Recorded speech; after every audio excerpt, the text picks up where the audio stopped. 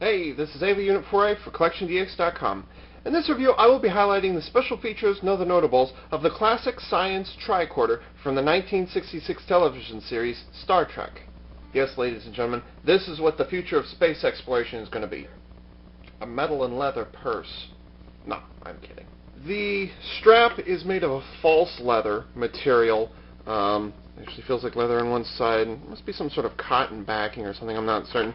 But the rest of the tricorder itself and everything inside it is made of ABS plastic. Now, were it an authentic replica, the silver, all the silver you see on here would be metal of some kind. The panel on the inside would be made of glass. Well, actually it might have stayed plastic. These handles would have been metal. And then all of the black plastic that you see, both inside and out, would have been made of leather. Instead, it's all ABS with the patterns. I know it's not going to show up very clearly, but you can see that there's ridges and there's highlights and there's dark areas all across the whole thing. So, and this is 1:1 scale, so it's actually pretty impressive. The strap is adjustable. It's about 50 inches long, the whole thing all the way around. The only way you can change it is you can see there's a little indent right there, a little indent in here.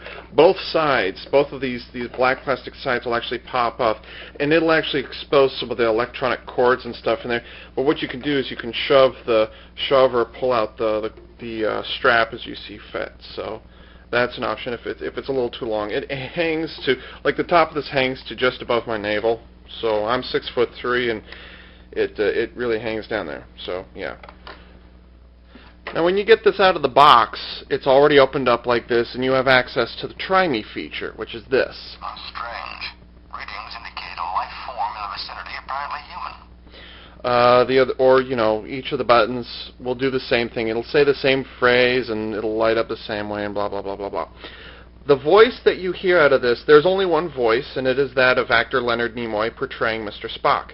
Now, the amazing thing about Diamond Select Toys replicas is that the voices that you hear are not ADR recordings that were made in a studio. These are actually the voices that were recorded off of the boom mics as they were walking around on stage. So that's a pretty awesome thing. However, one thing I noted with the tricorder in particular is that the sounds play slightly faster or slightly slower, so it doesn't sound like Nimoy has a kind of a deeper voice, and he doesn't really have a deeper voice in this. It's definitely him saying the lines, like, you know Spock well enough, like me, you know what they sound like. So the voices actually play slightly faster or slightly slower. So, yeah, anyways. To change the, from Try Me mode to normal mode, caw. Shut up, Blue Jay. There's a Blue Jay hanging out at my window. To switch the modes here, there's 3 sections here. There's Try Me, there's Off, and then there's Play. This is the battery compartment, by the way, so that just covers it up and you don't even have to worry about it again. Oh, right.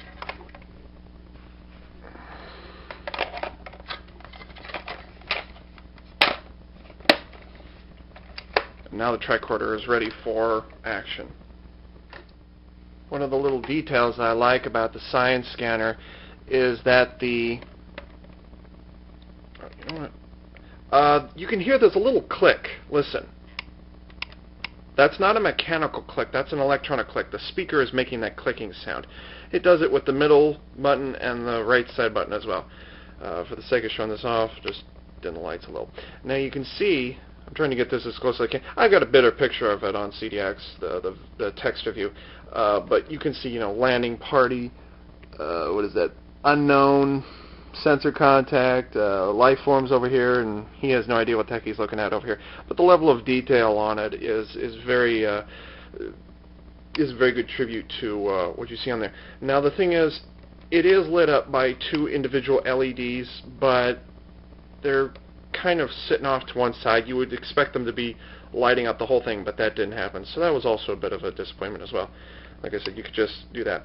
One thing you don't have to worry about, though, is closing or opening the battery compartment every time in order to switch it from the play position to the off position. You could just close it up. The reason that it has an off position is so that you can display it without having to tilt the command functions up here downwards. So it's nice they've got that off switch down there, but you could just tilt it down slightly and then, that's it. This up, and you get the light effects. These are LEDs, by the way. They're very, very bright. Do not look at these in a dark room. They project about 15-20 feet all by themselves, so it's like looking at a flashlight. They're very, very bright. The tricorder has 3 different types of features. Let's just get to the voices first. Well, voice. Captain, impulses that direction. Very weak, possibly a survivor. Getting another life reading, Captain. Azimuth 93 degrees, range 1570 yards.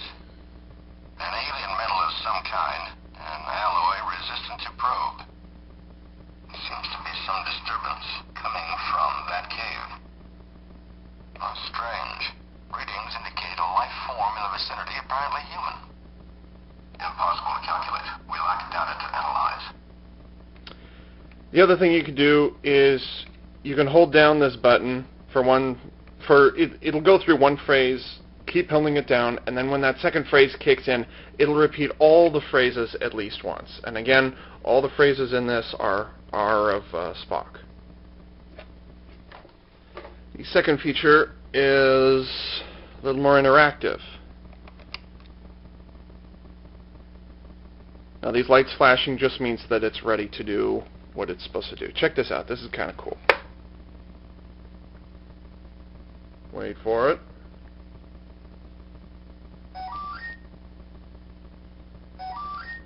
I let this thing go for about 3 minutes.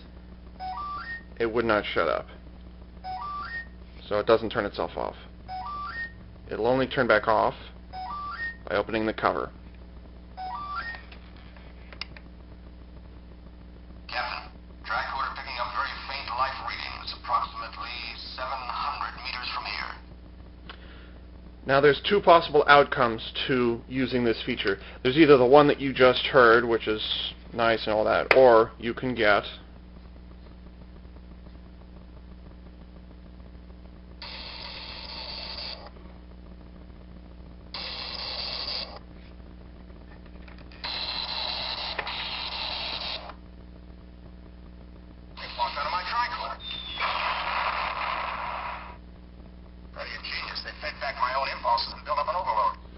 Now it says that's so fast that even I missed it a few times, but that also was Mr. Spock saying that. So like I said, Diamond Select Toys, that was really the only big fail part of this toy, is that you play your lines so fast and up that higher pitch, or you play it too slowly, it doesn't sound anything like them. So you sort of have to guess.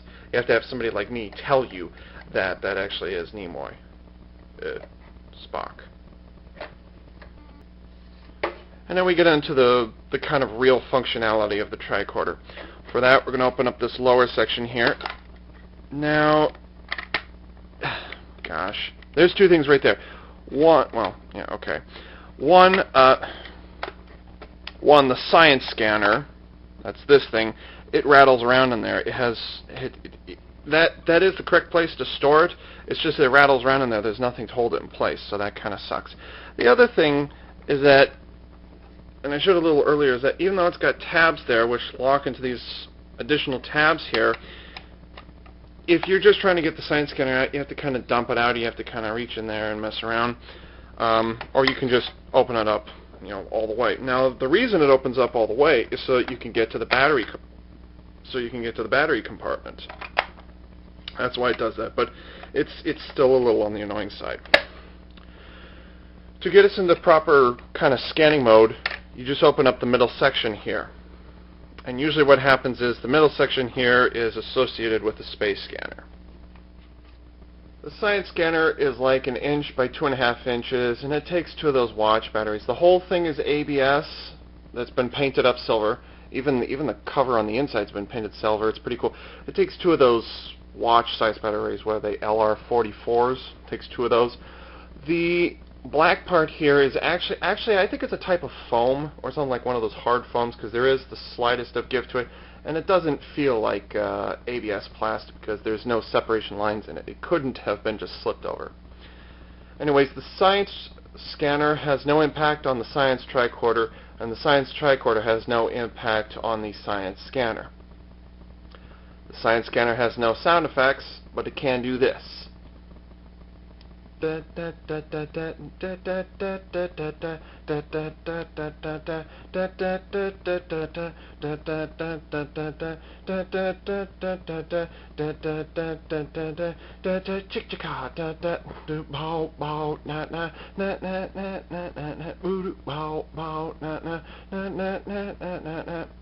Okay, enough of that.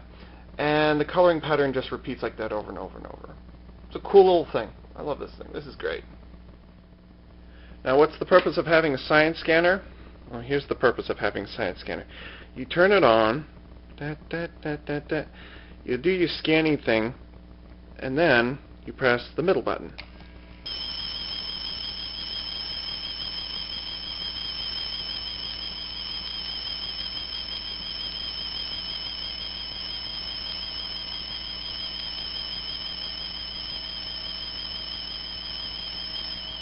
Enough!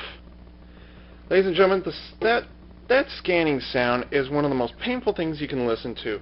My ears are still ringing. Like, it's going to take me like 10 seconds for my ears to stop ringing. Anyways, the middle button controls the whole thing. The other two buttons have no impact on it, and vice versa. You know, you can't press this and then have this happen and blah, blah, blah. The circular pattern that you see down here is what's known as a moire effect, which is just two grids that are overlapping each other slowly. The library data disks, both up here and in the lower compartment, unfortunately cannot be removed. They're molded in as part of it. That was really the only thing that was missing as part of functionality, but the problem with that is that the data disks wouldn't be able to interact with anything else, because what you're supposed to do is take the data disks out and stick them in here. Well, this doesn't do anything, but how would you get them to stick on there? Magnets? It wouldn't be able to work. Once again, Diamond Select Toys has produced a pretty remarkable replica of the original prop from the classic series. I must confess, ladies and gentlemen, that this was an impulse buy. I knew that DST had produced the tricorders, but I just wasn't as big a fan of them as, you know, I was of most of the other props that were used in the show. So this was just buy it just to show it off. Would I get the medical tricorder? I might do it just for CollectionDX, just to show you guys the differences between them, and that would be it. So I kind of need to get my bias out of the way there. But make no mistake, this is still a pretty incredible toy. The sound effects, it's a good selection of audio clips. I'm just concerned that the speed or the pitch of the speaker is a bit of an issue. I do have an issue with that. The ringing tone of that sense, even though the scanning sound is accurate, I mean, that is what you hear in the show, the speaker is very loud. Very loud. My ears are ringing whenever I play that thing, even if it's just for one or 2 seconds. That thing's really loud, so they need to tone it down a little. It was really nice, though, that they incorporated the moire pattern into the tricorder. That was pretty awesome. The lighting effects in the Science scanner were also pretty awesome. I really like that. And they do it with only 3, I don't think those are LEDs. I'm not sure what the term is. They might be fiber optics. The Science scanner has only 3 colors in it, and they're able to turn it into 6 colors or even 7 colors. So that was pretty awesome. I'm surprised that a false leather strap was provided with a set that could not immediately separate without, you know, actually taking the toy apart. If you decide to choke somebody with this thing, you're going to be choking somebody with this thing unless you take those panels off. That's probably why it is that on the box it's labeled as being recommended for ages 14 and up. This is specifically designed for collectors, but ages 14 and up. With that strap, kids are getting into accidents because their parents are irresponsible idiots. What can I say? That being said, do I have any, other than the sound effects being really loud or being slightly off, the only other thing I can think of really is that the Science scanner needed to be a little more secure. It's nice it has a little compartment, you can actually store it inside, but it rattles around every chance it gets in there, so that's a little on the annoying side. Just put some little curves in there or something. It might not be 100% faithful to the prop, but put something in there so that the toy doesn't rattle around, okay? The other thing about this particular toy is, even though it's made entirely of ABS, with the exception of the strap and the thing wrapped around the science scanner, you can tell for the most part it's hollow. It feels lightweight. It doesn't have the heft that I was expecting. Now, I'm not expecting them to put die-cast metal counterweights in there to appease me, but just there's something, I'll say, off about the weight of the Science Tricorder. It just, Now, granted, because it's lightweight and because it's mostly hollow, you're able to get away with that $50 investment. This is still a pretty amazing replica.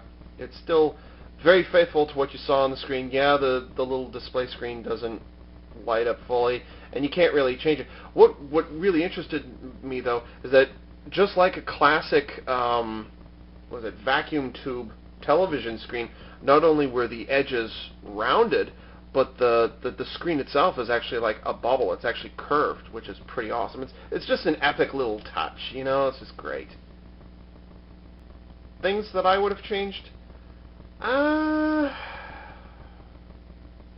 would have changed the quality of the speaker. The scanning sound is really too loud, and the pitch of Mr. Spock's voice is off with every single take. If I hadn't seen TOS prior to this, or even watched the movies, you'd be like, who's that guy doing the talking? It sounds like an impersonator. No, they're taken directly from the show. It just sounds like him, because I've heard Leonard Nimoy say stuff like that. I've heard Spock say, it just sounds like Spock, because I've heard him say those kinds of things enough. So I know the difference, because, hey, I'm a Trekker. But someone who isn't Trekker, they might not pick up on that immediately. So that's something that I would change. But beyond that, I think this is a great little thing. You couldn't really take the data disks out and replace them, because they couldn't really interact with any other toy that they've come out with yet. Usually, you run the scanner across the top of them, boom, done, you put them back in. But the chances of them getting lost were pretty good. I mean, you'd have 23, 25 of these things lying around all over the place, and they do absolutely no good. Could they have plugged individual sound effects into it? I think the number of sound effects and the quality of the sound effects that they have in here is good enough. So really, leaving the data disks in there, it's a bit of a loss, but I can see why they didn't do it. So I'm not going to be hard about that. It is nice, though, that the tricorder here will actually turn itself off. The lighting effect turns itself off after like 2 or 3 minutes, something. If you forget to flip the top down, then the tricorder will actually turn itself off, which is really nice. The moire pattern, of course, was appreciated. The random blinking lights is also great. The fact that the blue lights flash in correspondence with the syllables from the voices, that was pretty nice. So this is I would call this a good offer. It's a little lightweight, the sounds are a little too loud, or it's a little off, but otherwise it's still a very awesome little replica and dedication that they have going here. So I would recommend getting it. It's not something I would get. I got the Science Scanner just to show CollectionDX. I didn't get it for my benefit. I got it for your benefit. Ah, see? There it goes. See, I told you to turn itself off automatically. The timer says 3 minutes. Okay, so it's a little over 3 minutes when this thing turns off. In editing, it seems longer because, hey, I do several takes with this. And so, this is AV Unit 4A for CollectionDX.com, signing off.